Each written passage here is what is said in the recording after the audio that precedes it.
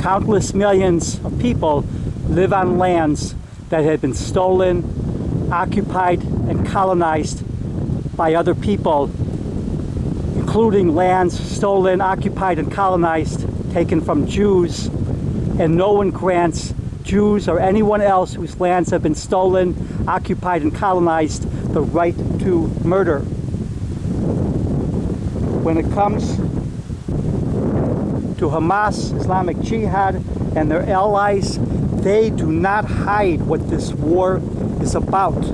They believe the end time comes when the Jews are slaughtered. They believe killing Jews is a religious duty.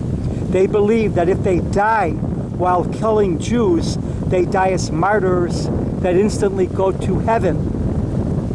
Hamas and company, in their words, in their writings, in their actions, including the October 7th massacre of defenseless people, including babies, make clear their hatred for Jews and Israelis, and that they will slaughter every Jew and Israeli they get their hands on. Hating Jews or Israel is socially accepted for the anti-Israel crowd as long as they make, for many of the anti-Israel crowd, as long as they make it about occupation, colonization, or some other excuse to hide their hate and to condone murder. This does not change the fact that for Hamas and Islamic Jihad, it is about religion. If your neighbor is constantly trying to attack and murder you, at some point you will build fences and walls and make sure that they do not succeed. If Israel shrunk in size to no more than 10 square miles or 10 square kilometers, the war would still not end until even the tiniest in size Israel was destroyed. In the eyes of Israel's enemies, the despised Jew must not be allowed any country, no matter its size. How can their religion be supreme in their eyes if they cannot destroy even the smaller number despised Jews, the Jew that they despise, so they keep on trying? Over 40,000, mostly women and children, live in a guarded barbed wire encampment in Syria, guarded by Kurdish troops.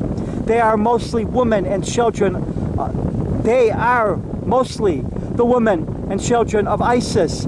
Are they imprisoned because of their hate and the danger they present?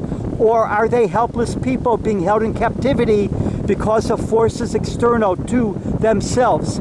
They are kept in captivity because of the threat they pose. If Israelis, not Kurds, were guarding them, the world would see it different and blame the Israelis for their being in an open-air prison.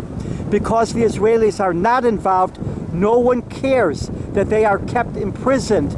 If tomorrow Israelis replace the Kurds, this would become an instant worldwide cause, and everyone would blame the Israelis and Jews for why the guarded camp exists and demand the immediate release of everyone inside of the camp. Hamas is no different than ISIS. Hamas is treated differently than ISIS because Hamas targets Israelis and Jews, and far too many share their hatred. Gaza needs to be freed from Hamas. The entire world needs to be liberated from the poisonous ideology and beliefs of Hamas and the many Hamas-type organizations that have spread like cancer throughout the world, often with Qatari funding. Boko Haram, Al-Qaeda, Al-Shabaab, Abu Sayyaf, ADF in the Congo, Al-Shabaab in Somalia, Al-Shabaab in Mozambique, ISIS, Hezbollah, RSF in Sudan, and many more.